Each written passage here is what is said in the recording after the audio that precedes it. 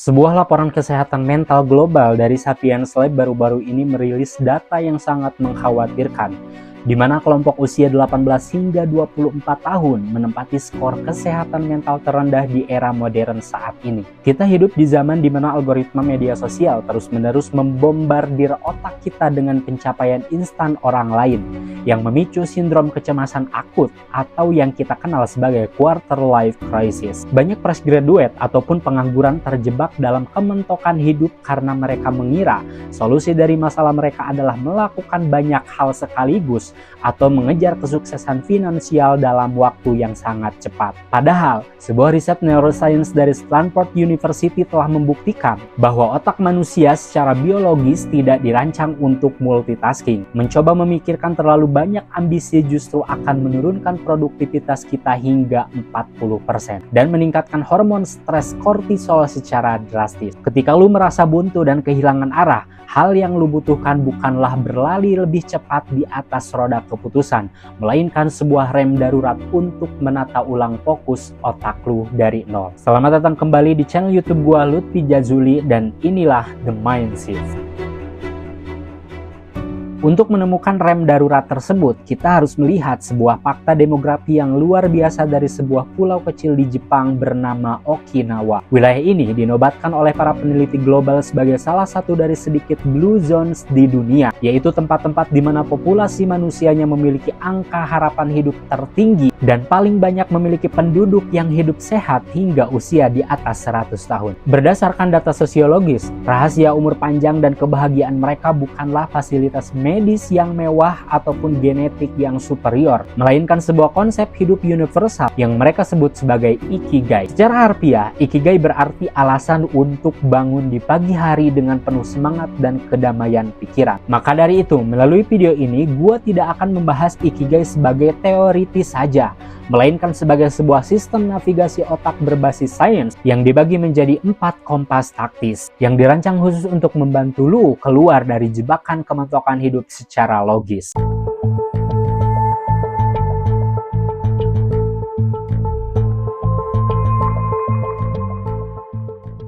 Kompas pertama untuk keluar dari kementokan adalah menemukan apa yang benar-benar lu cintai. Banyak anak muda terjebak mengira bahwa hal yang mereka cintai harus langsung menghasilkan uang. Padahal, sains membuktikan sebaliknya. Sebuah eksperimen psikologis terkenal yang dilakukan oleh Mark Lever di Stanford University pada tahun 1973 mengungkapkan fenomena yang disebut over-justification effect. Dalam penelitian tersebut, anak-anak yang awalnya suka menggambar secara sukarela, kemudian mulai diberikan hadiah berupa uang atau penghargaan setiap kali mereka menggambar, dan hasilnya sangat mengejutkan. Ketika hadiah tersebut dihentikan, dari eksperimen ini membuktikan secara empiris bahwa ketika motivasi intrinsik atau murni karena suka dipaksa bercampur dengan motivasi ekstrinsik seperti uang terlalu cepat, otak kita akan kehilangan kebahagiaan alaminya. Jadi, langkah pertama adalah mencari satu aktivitas yang membuat otak lu melepaskan hormon dopamin secara mandiri, sebuah hal yang tetap ingin lu lakukan meskipun tidak ada orang yang membayar atau memuji lu.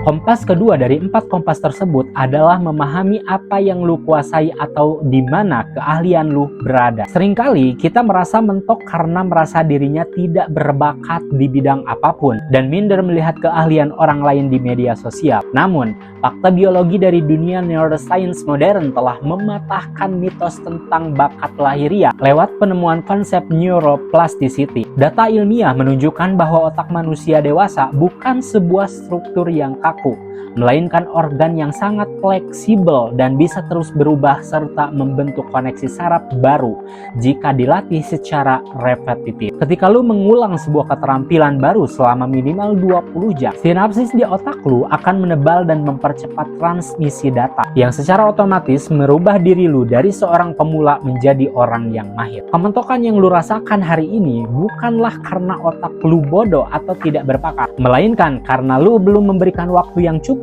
bagi otak lu untuk membangun jalur neuroplasticity tersebut secara disiplin.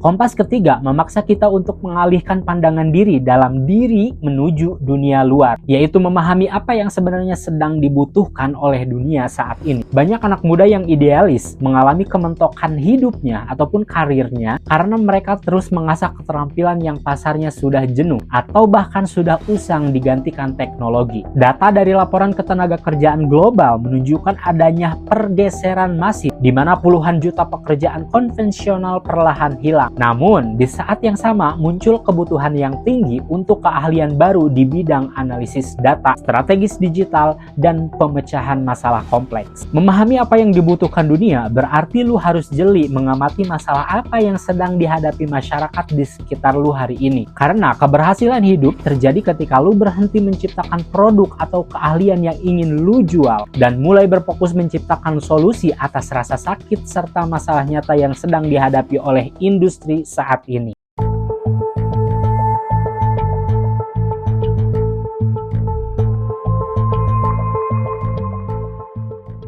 Kompas keempat dan yang paling sensitif adalah aspek finansial, yaitu apa yang bisa membuat lu dibayar secara layak. Berbicara tentang uang seringkali dianggap tabu dalam dunia filosofi, tetapi Ikigai adalah konsep yang sangat realistis. Sebuah riset kesejahteraan emosional yang dilakukan oleh ekonom peraih hadiah Nobel Daniel Kahneman menunjukkan fakta empiris bahwa evaluasi hidup seseorang terhadap kebahagiaannya akan terus meningkat seiring dengan terpenuhinya stabilitas pendapatan finansial mereka hingga batas kecukupan tertentu. Uang mungkin tidak bisa membeli kebahagiaan mutlak, tetapi kekurangan uang terbukti secara ilmiah mampu meningkatkan stres harian dan memperburuk beban emosional. Lu tidak bisa mempertahankan idealisme atau misi sosial lu jika kebutuhan dasar lu sendiri untuk bertahan hidup belum terpenuhi secara mandiri. Oleh karena itu, kompas keempat ini menuntut lu untuk menyusun strategi bagaimana keahlian yang lu miliki bisa ditukarkan menjadi nilai ekonomi yang dihargai tinggi oleh pasar.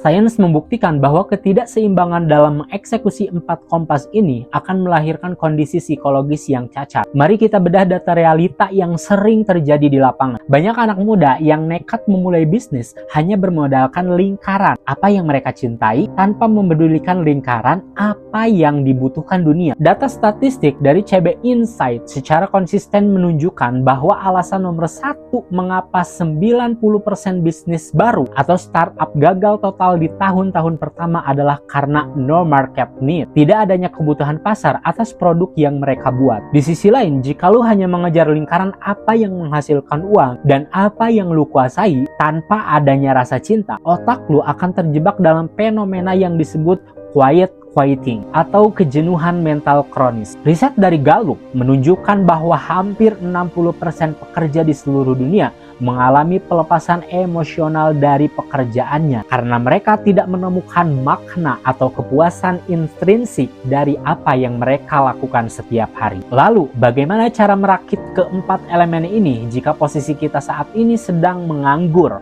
miskin, dan berada di titik nol? Jawabannya adalah dengan melakukan metode eksperimen kecil bertahap, bukan dengan lompatan besar yang ceroboh. Sebuah studi perilaku dari Harvard Business School mengenai transisi karir menemukan bahwa orang yang sukses mengubah arah hidupnya tidak melakukannya dengan cara keluar dari pekerjaan lama secara mendadak, melainkan dengan menguji identitas baru lewat proyek sampingan paruh waktu yang terkontrol. Jika lu saat ini belum punya modal, mulailah dari irisan kecil. Satukan apa yang lu kuasai dengan apa yang menghasilkan uang terlebih dahulu untuk mengamankan stabilitas finansial. Setelah kebutuhan dasar otak lu terpenuhi secara biologis, gunakan waktu luang di malam hari untuk menyuntikkan elemen yang lu cintai dan apa yang dibutuhkan dunia secara perlahan. Ikigai bukan sebuah benda mati yang tinggal lu temukan secara tidak sengaja di pinggir jalan, melainkan sebuah struktur dinamis yang harus lu rakit dan uji coba batanya satu persatu secara konsisten.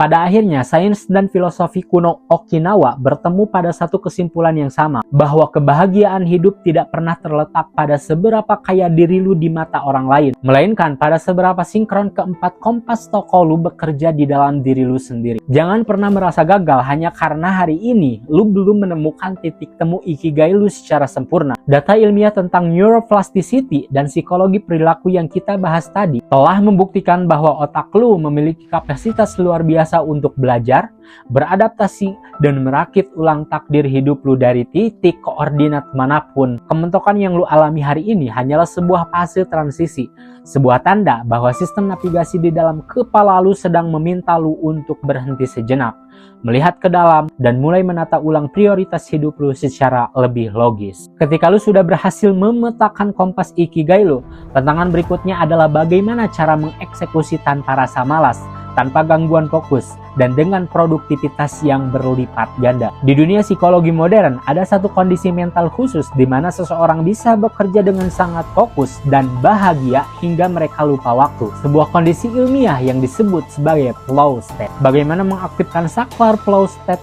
ini di dalam otak kita untuk mempercepat pencapaian ikigai itu? Kita akan membedah seluruh data dan eksperimen di video selanjutnya. Gua Lutfi Jejuli, terima kasih sudah menonton video gua kali ini. Jangan lupa untuk menekan tombol subscribe agar lu tidak tertinggal langkah berikutnya. Tetaplah bertahan dan sampai jumpa di ruang diskusi selanjutnya.